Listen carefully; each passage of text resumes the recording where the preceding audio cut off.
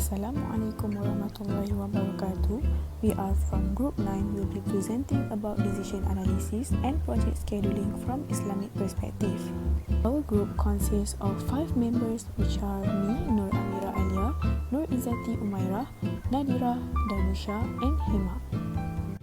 The goal of the broad area of decision science is to better understand and enhance the decision-making process. It combines insight from various disciplines such as psychology, economics, mathematics, and computer science to study how individuals and organizations make decisions and how this decision can be optimized to achieve a better outcomes. Decision science is in line with the larger Islamic perspective of seeking knowledge, which is ilmu, and making defensible decisions using logic and evidence. Islam encourages believers to use their intellect, which is akal, to make sound decisions and to seek guidance from Islamic teaching and scholars. We believe that decision analysis and project scheduling are crucial aspects of modern management practices, which aim to improve decision making and enhance project efficiency. From an Islamic perspective, this concept can be viewed through the lens of Islamic teachings, principles, and values. The first technique we are going to be talking about is the decision analysis. Let's see what does this technique encompasses. Decision analysis is a technique that seeks to provide a logical framework for making a single management decision from multiple choices in the context of ambiguity. In Islamic point of view, decision analysis emphasizes the significance of making informed choices while complying with the ethical values, accountability, and obtaining guidance from Islamic teachings. This technique enables decision makers to make choices that promote personal well-being, societal welfare, and adherence to Islamic beliefs by taking into account both material and spiritual considerations. فبما رحمة من الله لنت لهم ولو كنت فظا غليظ القلب لانفضوا من حولك فاعف عنهم واستغفر لهم وشاورهم في الأمر فإذا عزمت فتوكل على الله إن الله يحب المتوكلين. The Quranic verse that related with the 31 decision analysis is from Surah Al-Imran verse 159. This verse is part of Surah Al-Imran, which discussed the aftermath of the Battle of Uhud. It addressed the importance of leadership and consultation, particularly in challenging times. In this verse, it highlights the significance of consultation in decision-making. It tells us that the Prophet Muhammad SAW is instructed to consult with his companions even though he is a divinely guided leader. This demonstrates that no leader should operate in isolation or individually in decision-making. We must cooperate with others in making a decision to generate the best solution or decision.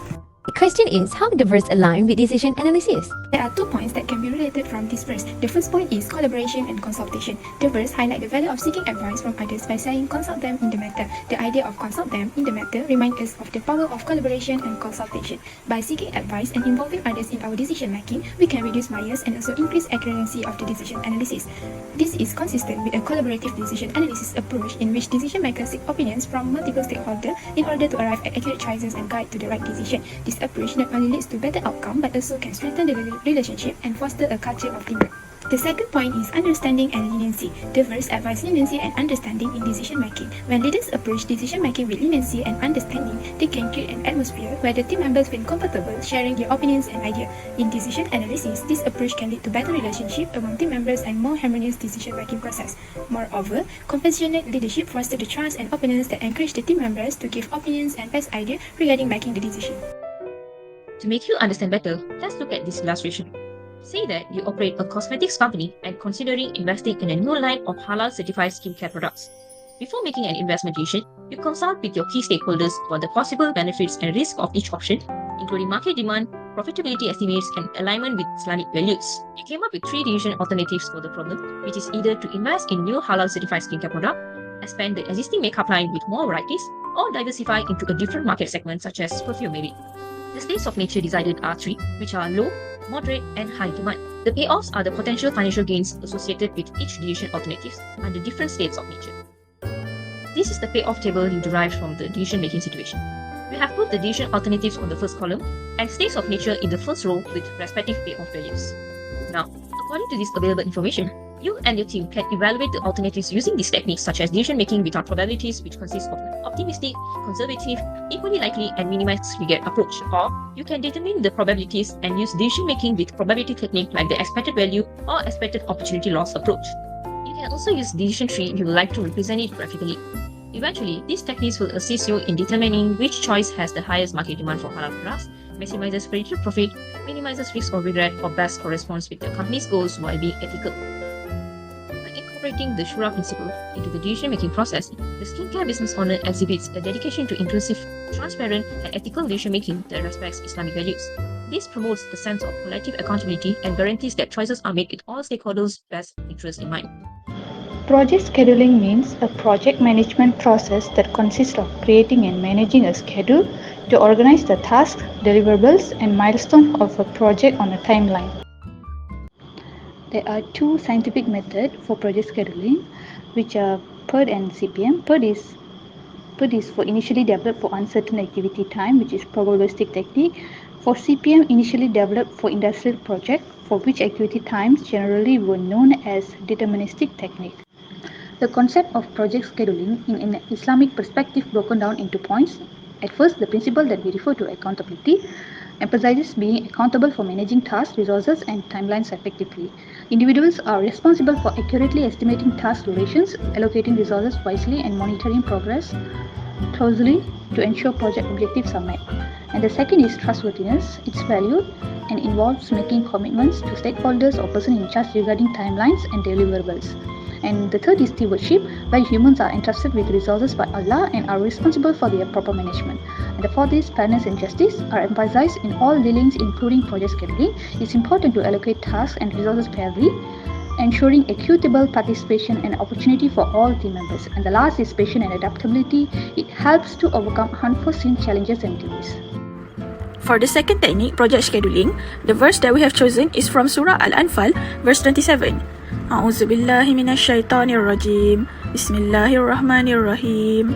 Ya ayyuhallazina amanu la takunullah wa rasula wa takunu amanatikum wa antum ta'lamun. The translation is, O you who believe, do not betray Allah and the Messenger or betray your trust while you know the consequences. Al-Anfal verse 27. According to tafsir of Abul Ala Maududi, who is an Islamic scholar and philosopher, trust include all the responsibilities which are passed on to someone because he is trusted. This might consist of obligation arising out of an agreement or collective covenant. It might also consist of personal or collective property or any office or position which might be bestowed upon a person by the group. The verse extends further, emphasizing the importance of trustworthiness in all aspects of life. The concept of amanah refers not only to religious obligation, but also to any trust bestowed upon an individual.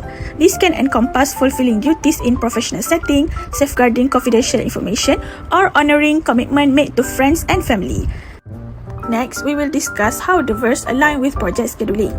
The first one is promise keeping. The verse emphasizes not betraying promises, which is important in project scheduling. When a project manager commits to a timeline or budget, it's a promise to stakeholder. Failing to fulfill these promises can lead to a loss of credibility, damage to relationship, and financial implication. Hence, it's vital to meticulously plan and ensure that commitments are realistic and achievable. The second one is decision making. Just as believers are advised not to betray trust if they cannot fulfill them, project managers should decline projects if they foresee challenges in meeting them. It's better to communicate limitation upfront rather than to accept a project and fail to deliver. This aligns with the principle of ethical project management, where honesty and transparency are valued. The third one is consequences of betrayal. The verse warned believer about the consequences of betraying trust.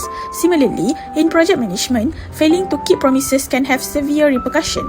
It can lead to delays, cost overrun, dissatisfied stakeholder, and even legal dispute. Thus, project manager must carefully assess their capabilities and resources before accepting commitment to ensure they can deliver as promised. Related example for this Islamic verses and perspective of Fatima, a student commits to a group project with trustworthiness and promises to deliver her task on time. She diligently schedules tasks, allocates resources, and monitor progress. If she will betray a commitment by missing deadlines or neglecting responsibilities, it could damage trust within the group, leading to compromised relationship and potentially affecting the project success. So therefore, Fatima's adherence to her promises ensures reliability, fosters trust among peers, and maintains project integrity. The conclusion that we can get is decision analysis can align with the concept of Shura, which emphasizes consultation and seeking advice from others, while project scheduling involves planning and organizing tasks to achieve project goals within a specific time frame. Islamic teaching emphasizes the importance of discipline, time management, and fulfilling commitments. The concept of ihsan, which is excellence in Islam, encourages individuals to strive for excellence in their work and to complete tasks efficiently and effectively.